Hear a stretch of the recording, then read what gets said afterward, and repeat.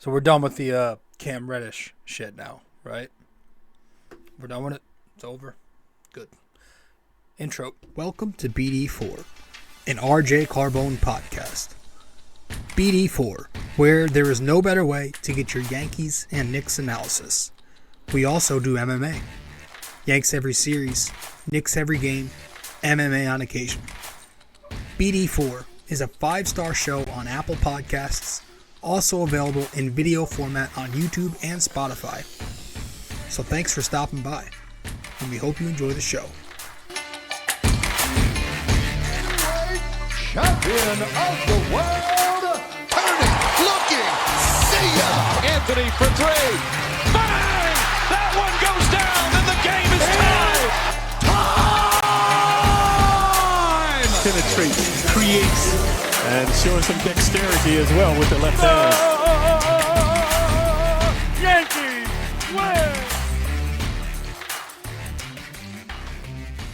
win! All right, welcome to the show.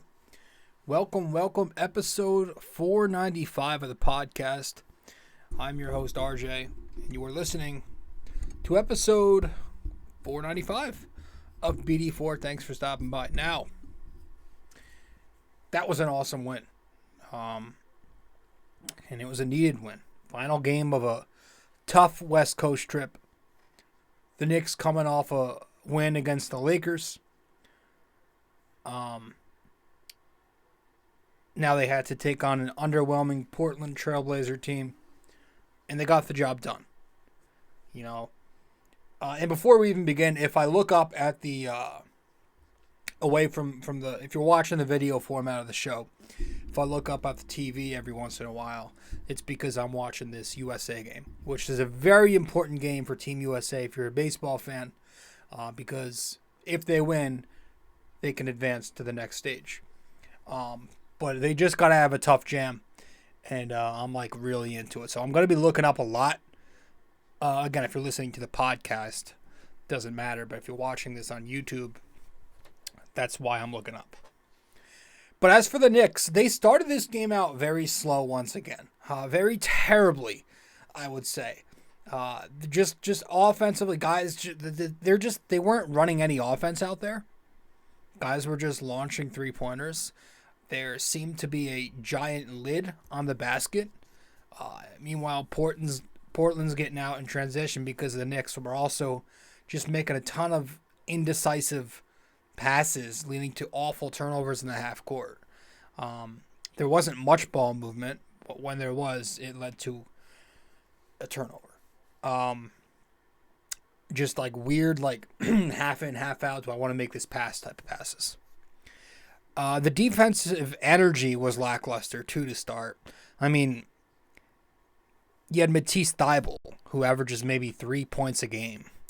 He's out there dropping buckets with 10 points in the first quarter. You know, he's hitting three-pointers. He's off of cuts to the rim, getting out on the break. You got Nurkic doing work in the low post a little later in the first. And then, obviously, Lillard was a problem throughout the entire night, 38 points. But early on, with the Knick offense asleep, it made it look worse. You had Randle with the 3 fouls in the first quarter alone. And the Knicks were down double figures before they could even score a point. It was then 15-3 after a while. It was 23-8. And by early second quarter, the Knicks were already down 16 points. And then it was RJ and the entire bench unit, really, helping the Knicks on a little bit of a run to pull them within 6 points in the second. And Deuce McBride. We will talk about Deuce McBride. It was him, Josh Hart, Isaiah Hartenstein, Obi Toppin, all leading the Knicks on this 10-0 run. Meanwhile, the Blazers are cooling off from three-pointer, and they became the team with the dry spell like the Knicks were early in the first. After the Blazers, knocked down a bucket to start the second, they didn't knock down a field goal until the 8-minute mark. Quickley starts getting it going, and he's hot. And Randle, by the end of the period, one of the only few Knicks who were attacking the rim was Randle. And Oh man, Trey Turner almost got on base there. Line drive out. Randle starts finally getting to the free throw line after a horrendous first half from him. But the Knicks go into halftime down 6 points. But you could see the second quarter, they were slowly starting to get their shit together. Right? It was a horrendous first quarter, but the second quarter, still inconsistent, but you could see it was a lot. Damn. You could see it was a lot better than the way they started the game. Third quarter. What? Oh. And if I hope the volume's not loud enough to where you could hear. I don't think the mic's picking up the volume because I got it very low. But, damn, everything's a line out today. Mookie Betts is 0 for 1 with a line out. I don't know who this Flores guy is, but he's got an interesting delivery. All right. Oh, shit. Edwin Diaz leaves the field in a wheelchair. I was watching that game, but until I watched the Puerto Rico-Dominican Republic game, which was crazy, you were just hoping Dominican Republic got that big hit, but they never did. Machado with a double play. But I turned that game off after the U.S. started. Apparently there's a big injury with Edwin Diaz. Sorry, I am getting distracted here. Third quarter, the Knicks started getting into the paint a lot more. Oh my gosh, Betts almost just hit a home run foul. Robinson and Barrett got to the line early on. Randle throws down a dunk. RJ keeps getting into the paint throughout the period. Quickley is also doing his thing in the lanes. And then the Knicks tie the game a couple times thanks to their shooting. Deuce McBride with a couple three-pointers, huge ones, to give the Knicks the lead. And then, gave them a little bit of padding off another three-pointer, which they weren't able to get much padding prior to that point in the game. And that, as soon as they took a one possession to a two-possession lead late in the third, that's where they started to really tally it on and pile on. Quickley was hot. Josh Hart was out there just being a menace all over the place, much like Deuce McBride. Those two last night were the MVPs. And the Knicks had a 10-point lead entering the fourth quarter as Mookie Betts singles to right, let's go, with 2 outs. And then they stretched it right away to a 15-point lead, again, thanks to Deuce McBride's hot shooting. McBride just continued to be super active, and it was contagious. The Knicks were getting out on the break a ton, rebounding, and despite Lillard doing his thing, and Anthony Simons as well, they were able to maintain the lead.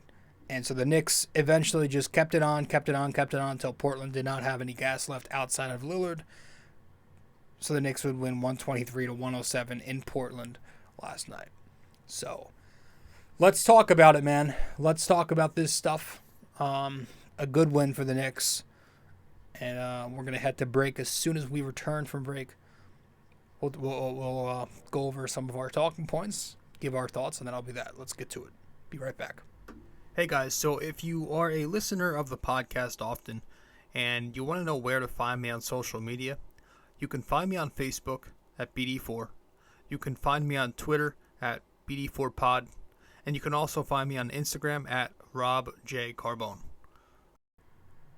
All right. Welcome back to the show. I'm your host, RJ Carbone. So the Knicks last night, the one thing I want to bring up right away is how well the defense played. I thought the Knicks defense stepped up. And that was my concern heading into this game, especially with Dame Lillard being, he was questionable for a while, then he was listed as good to go. Got a little concerned about how the defense would do. Because the Trailblazers have some very elite pull-up jump shooters. Lillard, obviously, but Anthony Simons, too. But the Knicks did a very nice job, I thought, adjusting to that in their pick-and-roll coverage. They were way more aggressive on ball screens. And they weren't just staying in their default deep drop, which is their usual way of defending the pick-and-roll. But they were playing up at the level. A lot of the times the Knicks were going as far as to blitz Lillard off those handoffs and those screens from Nurkic. And also the back line of defense was also up a little more, coming up just outside the paint, especially in the second half of this game. The Knicks were doing a very nice job of getting in position early off those initial actions. But But I thought, they did a really nice job. Isaiah Hartenstein did really well defensively last night. You could tell he's much more comfortable blitzing the pick and roll and hedging the ball handler off those high actions. So he did a really nice job last night blitzing Lillard and Simons both. Mitchell Robinson clearly struggling out there with his timing, and he's been pretty bad lately. So I've had no problems lately with Hartenstein, being in these closing lineups and getting the minutes edge because he's executing the scheme, right? Not to mention the rebounding lately from Isaiah Hartenstein, perfect. But we'll talk on more. We'll talk more on Mitchell Robinson later, because that social media shit this morning was interesting. We'll get to that. Another base hit for the U.S. I think that's going to score a run. 1-0 Americans. All right. Trout. Of course it's Trout. He led off the game with a damn triple. The only area where the Knicks did struggle defensively last night was guarding Lillard coming off those ball screens. Popping to the top off a pin down. The pick and roll. Using a basic ball screen to just come around and shoot. He gave Quentin Grimes problems most of the night. Josh Hart a few times had problems getting over to him. He's a tough cover, though, because he's got a ton of range. He could pull up from 30, no problem. A couple times, the Knicks picked him up below the three-point line in the first half. But again, they adjusted later on. And he's just hard, because if you blitz someone like Lillard, he's a quick passer, so you got to make the right rotation. You got to make the quick rotation to the next, to when he swings it. He does a great job baiting the defense. Last night you saw him draw contact, flailing his arms to get a whistle, and that's what he does.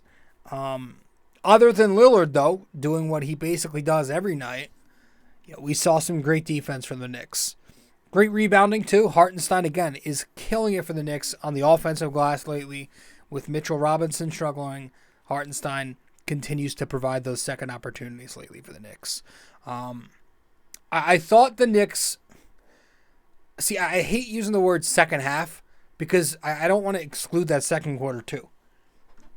Because as the second quarter progressed, the Knicks played better. The Knicks shot the ball from 3 52% after the first quarter. But they were a tick below 70% from the floor in the second half. And you really got to credit basically everyone for that. You saw Quickley, Josh Hart, Deuce McBride, Obi Toppin, even Grimes knocking down some threes last night in the second half. Then you had, of course, RJ and Randle taking care of the inside game, 10 feet and in, doing their thing. But the offense looked much smoother, especially when the second unit took the floor. And they just continue to lead this team without Brunson. And it's really impressive. They come in, they move the ball so much better. They swing it around. Guys are moving off the basketball. And they're once again last night getting the Knicks points by running transition offense. And again, who's that? Josh Hart. I can't say enough about Josh Hart with the aggressive rebounding, literally just going up for those things, jumping. His head is always up, making the outlet pass, or if he's not making the outlet pass, he's running coast to coast himself. He likes that move, that swim move finish. You got him, hitting up Quickley and Deuce McBride in the third quarter. You had the one excellent Randle to Hart to Quickley on the wing for 3 at the very end of the third quarter. You got him making an excellent read in the pass lane off of a handoff between Nurkic and Lillard. That leads to a fast break between him and McBride. He's hitting up Randle as the trailer in a fast break late fourth quarter. Just continuing to get the Knicks to run at a high pace. And that's something we want. Obi Toppin, him too. He's lately found it. He's shooting the 3 ball in the half court, but he's also running the break as well. You had that outstanding quarterback outlet pass from, I believe it was Hartenstein. Throws it to Obi, which led to a transition sidestep 3 in the second quarter. You had another Obi Toppin 3 ball in transition from a Josh Hart assist. Quickly getting a lot of minutes with the second unit in the second half last night. out there grabbing rebound after rebound last night and making the quick pass to start the transition. He scored you 14 points in the third quarter last night. That's just the way the Knicks bench plays, man. And you gotta respect it. It's good, smart, modern NBA basketball. Last night the Knicks starters had a total of 7 assists. Josh Hart had 8 himself, but the Knicks bench, 16 assists.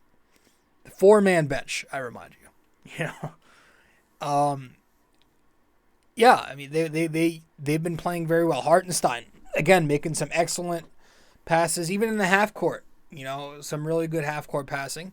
But it's so much more of a fluid offense that the Knicks run, because at least off the bench right now. Because when you watch the first unit without Brunson, it looks ugly.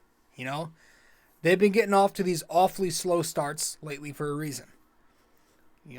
But the bench comes in and they immediately inject life into the Knicks, especially guys like Josh Hart and Deuce McBride last night. It's just a brand of winning basketball that you love to watch. So I thought last night the Knicks displayed that very well, especially later on. But yeah, Deuce McBride, I had a tough time of deciding whether or not I wanted to give the game ball off the bench to Deuce, or if I wanted to give the game ball off the bench to Josh Hart. But I got to give the edge to Deuce McBride in this one, just because his fingerprints were all over this game. So I'm giving the Bing Bong game ball to Deuce. Bing bang. Yeah, 18 points, 3 assists, a steal, 2 blocks, a plus 17, 25 minutes. It's all about this kid's offensive aggression. That's what it's going to be. In the last couple of games, you're seeing how much he can impact your team if he's given the production offensively. As Arenado just misses a home run. A lot of line drives in this game. Because he's staying on the floor, right? He's attacking the basket in the half court. He had a finish in transition again. He knocked down a couple 3-point balls. The aggression is there. The confidence has been better lately. So that's what you want to see. He had a career night last night, 18 points. But if this kid can even just give you half of that, just give me 8-9 points, he's a legitimate rotation player because of his extraordinary defense. And it's the effort that he puts in on that end that really, causes you to buy in. That one sequence last night, I think it was in the second quarter, incredible. Portland's trying to run a fast break. Somebody throws an outlet, but McBride's at half court. He deflects the pass. It still gets to the other side, but then he sprints all the way down to record the chase down block. He swats the damn thing into the seats.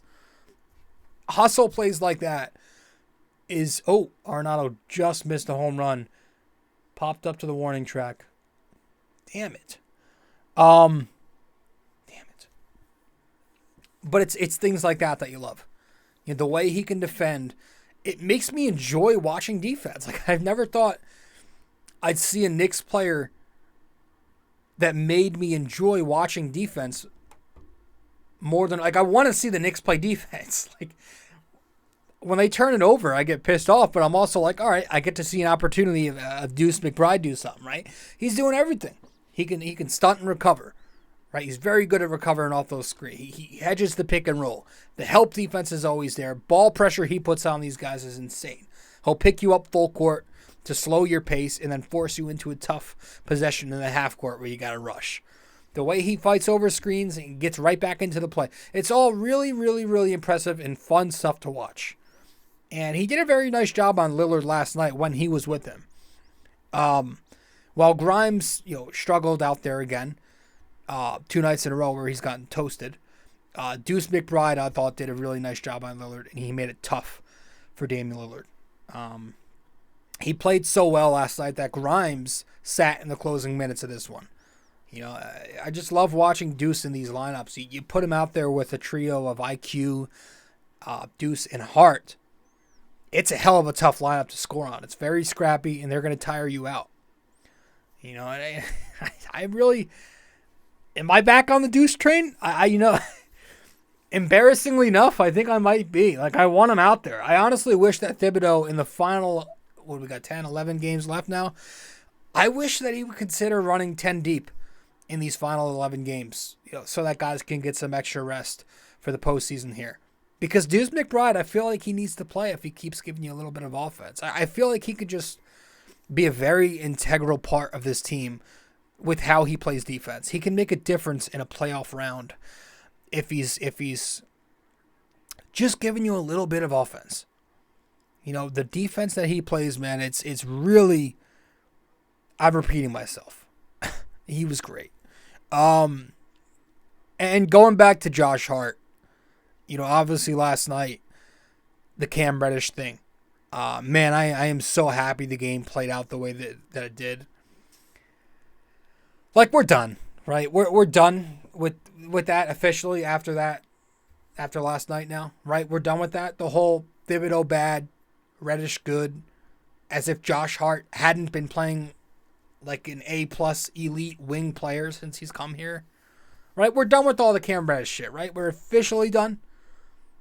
Josh Hart last night, ready? 16 points, 46%, 9 rebounds, 8 assists, 3 steals, a +26, and the win. Cam Reddish last night, 2 points, 17%, 1 rebound, 0 assists, 2 steals, and a -27, and the loss. See you later. Stop worrying about your narratives. Go Knicks. Josh Hart rocks. He does, man. He does. It's crazy that people are still, worrying about this Cam shit. How with what Josh Hart has been doing, you shouldn't have been talking. The last 14 games, we should have never heard the guy's name. Because Josh Hart has been here for 14 games now, and it's impossible to envision this Knicks team without him. It really is. That's crazy. Like, I'm not so sure they get past the first round without him. I think there's a chance they get, swept or have a 4 or 5 game first round without Josh Hart. He's really been that much of an impact. This guy's come in here, and he's changed a lot for the Knicks. The Knicks never played at this pace without Josh Hart. Never. Now they're running fast breaks every night. 18 points last night in the break, and nobody bats an eye because it's become a norm. He checks in, and he changes the pace every single goddamn time. Whether it's rebounding or picking off passes on the weak side, he's always getting the Knicks out running, and that's why I call him COVID D Rose, because from 2 years ago, Derrick Rose did the same exact thing. So I really, really appreciate the effort that Josh Hart brings to this team. He's a true Villanova player, a true Thibodeau player. Andy Pettit, forgot he was on that staff. Yeah, that's one hell of a coaching staff. Gio Urshela, one of my favorite Yankees, is up at the plate for Columbia right now. 1 out and a man on third. Jesus Christ. It's the dying run. Gio's 0 for 12 this series, this classic. I want to talk Julius Randle when we return from break because I thought he had an interesting night. So we'll talk about it. Stay with us. Be right back. BD4 is located on many different platforms. You can listen to the podcast on Apple Podcasts, and if you do there, be sure to give us a 5-star rating and review. You can listen to it on Spotify, but you can also watch the podcast on both Spotify and YouTube. BD4 is available on many other platforms as well. All you got to do is search it up. Apple Podcasts, Spotify, YouTube, and much more. All right, welcome back to the show. I'm your host, RJ. And you are listening to episode 495 of BD4. Good catch. The guy tagged and it's a tie game. Gosh, that's not good.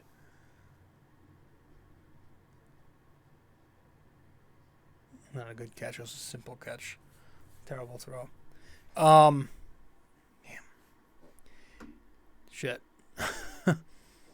Julius Randle last night had an interesting. He scored 24 points, 10 rebounds, 4 assists, 8 of 20 shooting, 0 of 5 deep. I'll start with the bad, because overall I thought it was a solid night. He was slow again out the gate. just chucking senseless jumpers, not playing any defense throughout most of the night. He did pick it up towards the end. But a few times you saw defensively, Lillard got by the first line of defense, and you had Randle near the rim, not even bothering to bring the help, not making the effort to get over screens, not making much of an effort to defend the dribble drive. I thought his effort on the glass was very poor at times. A lot of moments where he just did not box out. One really, really frustrating possession was when Lillard misses that free throw attempt and Randle's just standing right there. He looks at it, and then I think it was Lillard himself who got it back, and the Blazers turned it into a 4-point possession. That really bothered me. And I get that he's tired, right? He's played in every single game. He's played around 40 minutes every night. You can tell his legs are shot, hence the jump shot taking a vacation right now. But he's got to give you better effort either way. You know, these are important games for the Knicks, especially without Brunson. So they can't afford to lose them because Randle's too tired to play defense. That can't be the reason. You know, that's all. That can't be the reason. The Knicks are right now in the 5th seed, but they're far from the 4th seed right now with the clock winding down. And they're very close to being 6 again. You know, and they still have to play Miami, the 7th seed, 2 more times. So, you know, he's just got to be, you know, effort should never be an excuse. You always got to bring your effort. Fatigue, should never be an excuse. Now, that all said, I like the way that he still grinded out 24-10. Because he banged and bruised down low. You know, he got to the basket some. He generated contact to get to the free throw line. And he turned in a pretty decent performance. You know, last night, Randle was 8 of 10 at the free throw line. 5 of 6 in the restricted area. And then 3 of 14 on his field goals outside of the semicircle. So, he's still playing to his strengths. He's just got to be smarter. You know, he's got to be more consistent throughout the night. I do find it funny how, like, literally the very moment that Randle makes the anti-load management comments, which I loved, he becomes exhausted and starts slumping. It's just, you know, it's funny. But, you know, I thought he was up and down last night, but overall he turned in a decent performance. RJ Barrett, I think, continues to play to his strengths lately, which is good. 22 points, 5 rebounds, no assists. The tunnel vision always annoys me. But same thing with him. His jump shot is just not there right now. He just goes through these stretches where his jump shot's just broken at times. But last night he did do a very nice job of getting to the basket and using his strength to finish. He was 5 of 7 at the line. He was 7 of 10 inside the arc last night and a moderate 1 of 3 outside, which you like to see. He wasn't forcing it, nothing crazy. Limit it to 2 or 3 a night. That's what I always say about RJ Barrett. His touch at the rim recently has been very good. He's 73% in the restricted area the last 2 nights. On the year, he's 58%. So it was a good night from RJ. You know, it was rough early on with a couple of turnovers. He found it, though, after that. Knocked down a jumper, started getting to the cup. And I also thought his defense was good, too. He made his closeouts with a purpose, and he found himself to 3 blocks. He had a 3-block night, which might have been a career high. Immanuel Quickley is the other guy to get the game ball last night amongst the starters because he was great. Bing bang. Hold on 1 second. I just want to see this app out here. Julio Rodriguez. I'm sorry, not Julio Rodriguez. I don't know who this is. It's 1-1 and got a man on first, 2 outs. U.S. is trying to get out of this. It's a full count now.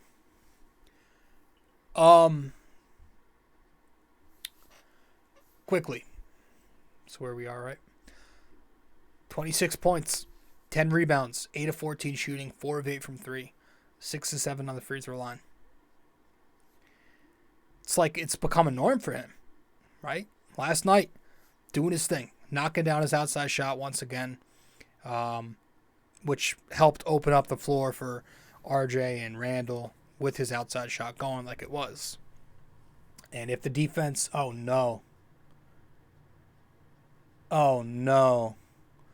the U.S. are losing. Holy Christ. Said it, man. The pitching is going to be the death of this team. They don't have any good pitchers pitching for them. If the defense tried playing up on Quickley, he'd just do his thing with the ball, shifty footwork, and work his way into the lane. But again, the big-time third quarter. So I thought Quickley with his scoring, his rebounding, leading both units as well. The defense, he had himself another great night. And last night, like I said, the Knicks starters had 7 combined assists. That's you know, it's not good. But I want to talk about something else that's not good. I want to talk about this Mitchell Robinson thing. This morning on social media, Mitch. So this morning on social media, I saw this. I don't know if it was on a Snapchat or something. I don't have that shit. But he posted on one of his accounts to his story how he's annoyed with his role on the team and how he's out there just doing cardio for 48 minutes. And I understand. You know, first of all, I understand some of where he's coming from. You know, I say it a lot. I sometimes wish the Knicks would feature him more when they run offense. You know, I think the Knicks need to look for him more in the pick and roll, especially Brunson. I feel as the point guard, you need to do a better job looking for your big. You know, Brunson's going to score you 30. I get it. He'll get his, but you should be handing out 7 assists a little more also. I think sometimes people look at Mitchell Robinson's points output and go, what the hell, this dude is 7 feet tall. It's a bit unacceptable, you know. But also, you got to look at his shot volume, right? He's only taken 4-point-something attempts per game from the field, right? So I understand where he's coming from. I get part of it. But at the same time, it's like it's such odd timing, you know. You just got a sizable contract because you play your role very well, right? Mitchell Robinson is a defensive anchor. He's a great rebounder, a pick and roll threat in the half court. That shouldn't be difficult. It's easy money for you. It's easy money. Your team just won 11 of 14 games, and in about a month or so, you're going to be playing in your first postseason basketball series for the New York Knicks. Because he didn't play in that Atlanta series. He was hurt. So it's like, why complain now? It just seems so incredibly egotistical and selfish of him. You know, and he does this shit every year. He's talking. This happens a lot on social media. He's an interesting character to follow. He's. I think he did the same thing last year. He's done it a few times. So he's just, you know, giving out hints that he's not liking. I wouldn't even call him hints. Where he's not really satisfied with his role. It's like, why'd you sign the damn deal? You know, if you've been saying this for years, why'd you sign the deal to come back here for 4 more years in free agency? Maybe learn a post move. You know, develop a 10-foot jump shot. Knock down a damn free throw. He's even a little sloppy around the basket too. Like, you don't have much of an offensive game. You know, I mean, maybe you don't get featured in offense because the Knicks have to set you up every single time, which means they're going away from Brunson, from Randle, from Quickley, Barrett. You know, like, I feel like as a center, you need to at least be giving the Knicks a double-double. You got the rebounds down pat. That's been on an uptick every year. I'm almost positive it's going to eventually reach 10. Because right now he's at about 9. The rebounding's great. The offensive rebounding is elite. But the scoring is also on you too, right? Give me a little bit, that's all. The 3 points a quarter would give him 12 a night. That's the way you got to look at it. Just score 3 points a quarter for this team. You know, Hartenstein has been playing more minutes than you lately, Mitch, because He's absolutely deserved every bit of that. And this is a guy who's scoring 0 points per game recently. And he's still earning minutes over you because he's playing better basketball. And I've already seen a few comments. I was looking at, at this post, and I've seen, these probably Zoomers trying to flip the narrative here. Like, the man just wants to do better at his job. Shouldn't you respect that? I'm like, no. The man is not at his job saying this. He's on social media tattletaling to the world. You want to be a mature professional, you go and discuss this shit behind closed doors with the coaching staff. Walk into Thibodeau's office. Go talk with Johnny Bryant. But to be this immature little brat, and to cry about this shit on social media all the time, that's not the way. That's just making it about you. I'm just over that whole selfish personality. Just play your role and keep quiet, man. Not to sound like, not to sound all shut up and dribble, but you get the point. Like, you need to just be smarter about your surroundings here. There's no benefit to saying what you just said on social media. There are only negative impacts to that. But there are positive impacts potentially if you go and say this shit to the coaching staff. That's all I mean. Other than that, I believe that things are a lot better lately after that three losing streak, that 3-game losing streak. Not a bad job on this West Coast trip considering everything. No Brunson, and you finish it out 2-2. You lost the first 2 to make it 3 straight overall, but then you fight back and you take the final 2 games. You're also back up at the 5th seed at the moment after the loser Nets lost yesterday. But again, I'm not where I was during the 9-game streak anymore at the same time, right? I will say again that I got way too caught up in all the fun. I still think this team is in danger of losing a first round. I think it's possible. I'm not guaranteeing the Knicks go into the second round and even make a deeper run like I was basically doing without saying during that streak. Because I still don't like a lot of things. I still don't like the ISO offense. Thibodeau's lack of offensive creativity is the reason why his regular season record is over 500, but his playoff record is under 500. And that may harm the Knicks in a playoff series if Brunson and Randle are getting blitzed all the time. We rely on them to score like superstars. And if they're not, it's tough. We've seen the way it looks. Also, with the way the Knicks have been running offense with Quickley out there lately, they're very late getting into their sets. Last night they were. I think Quickley sometimes needs to be a bit more aggressive and have the mentality of getting into the paint first before he thinks to shoot the 3. I also think, and we've brought this point up before, he sometimes worries a little too much when he's in this starting role about giving you the offensive production that you're missing with the guy he's taking place of, which is Brunson currently. But again, the same is for guys like Randle and guys like RJ Barrett. When Randle sees the double coming, he's got to make the quicker read, get the ball to the next open man instead of holding on to it to try to find the home run play. Let someone else get the assist. RJ Barrett on his drives with tunnel vision. Got to take the blinders off. Grimes, he's got to be more aggressive with his jump shot. I'm kind of tired of saying this shit. Stop automatically attacking closeouts on the baseline and look to shoot the jumper more. Because you got a quick enough shot where you can beat a closeout that way. Or if you don't take a jumper and you do attack baseline, you don't always have to make the kick-out pass because you're a pretty damn good finisher, Quentin Grimes. Way too many, what do they call that, triple single games. Way too many of them lately. For a guy you held on to it, over getting Donovan Mitchell. But the 3-point shooting woes scare me because Grimes is supposed to be a guy who can hit you near 40%. He's barely league average. Too many average to below average 3-point shooters on this team. That's a problem. The defense I feel is good, but it's also inconsistent. I have some concerns about the sustainability of their defense. I've mentioned before, when RJ, Randle, and Brunson share the floor together, it gets ugly defensively. Even Mitchell Robinson still has these stretches in year 4 where he disappears for a few games like we're seeing recently.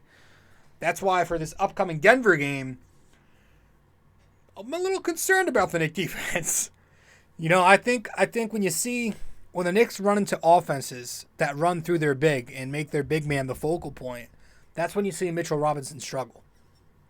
So I wouldn't be shocked if he has problems again on Friday when the Knicks take on Denver. Because with Jokic, they're going to be running dribble handoff offense, give and go cuts. You see that a whole lot with Denver. So, guys are going to have to be active and be aware out there. And then obviously they're going to be operating some pick and roll with Jokic at the center of it. I don't know anymore, but I do remember in the past, Denver liked to run those 5-1 pick and rolls a lot with Jokic as the ball handler, which to me it makes it much more difficult to switch on a 5-1 than a 1-5. But I don't know if they're running that way much. I don't know if they're running their offense that way anymore. But I do know that they run a whole lot of post up, and we've seen guys back Mitch down before, get physical, draw contact, use their footwork, right? Embiid a lot, Sabonis, we've seen that. Jokic can score in post up. He can draw contact, and he's also great at making those quick reads to make the pass in post up. So, I'm looking at Denver as a potential loss. It could get ugly there, especially if Jalen Brunson doesn't play, which is a very large possibility he doesn't. I know they said that's the target game, but maybe the Knicks are thinking long term. Maybe this is more front office influence, because if it was Thibodeau's decision and Brunson's decision, I'm pretty sure he'd be out on the floor today. But all in all, it was a good win for the Knicks. Now 41 wins, 30 losses. So they've officially clinched a 500 season. God forbid they lose out. So, they're looking strong again. So that's a positive. And we'll see what happens. Right? So let's head to our final break, get back, and when we return, we will wrap this up with our NYY-NYK-MMA trivia question of the day. Stay with us. We also have a website now for BD4. If you go to BD4blog.com, you can find the blog, the podcast links, and also where to find me on social media. Just go to BD4blog.com. Studio 69 Productions is a podcast production agency created by Leo Rodriguez to allow content creators to market their podcast. It's an online platform that will market your podcast or any other project that you're working on. Get in touch with Leo Rodriguez from Studio 69 Productions. You can find Studio 69 Productions on Instagram at Studio69NJ. Studio 69 Productions, where dreams are heard and born.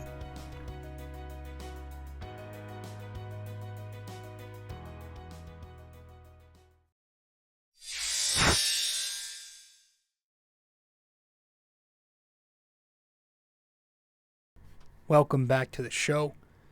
I'm your host, RJ Carbone, and you are listening to episode 495 of the podcast. Thanks for tuning in to BD4. And let's get to our trivia question to wrap this thing up.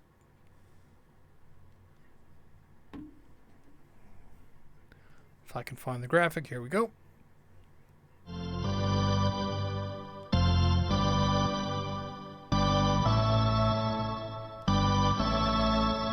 All right. So, for episode 495, we've got a true or false. True or false? In 21 games as a Knick, Chauncey Billups shot under 50% from the floor 18 times. True or false? In 21 games as a Knick, Chauncey Billups shot under 50% from the floor 18 times. It's one of those random Knicks, right? Like Tracy McGrady, fucking Mutombo, Chauncey Billups. True or false? In 21 games as a Knick, Chauncey Billups shot under 50% from the floor 18 times. Let me know the answer wherever you can reach me. If you get the answer correct, I'll give you a shout out. Thanks for stopping by. I appreciate it. Episode 495 in the books. The Knicks win 123-107 in Portland last night. Heading back home Saturday afternoon. Saturday at 1 o'clock. Oh, great. A lovely matinee days for the Knicks. They love those. Against Denver Nuggets team who's actually struggling right now. But we'll see. And that's it. Thank you. Later. This episode was brought to you by Anchor.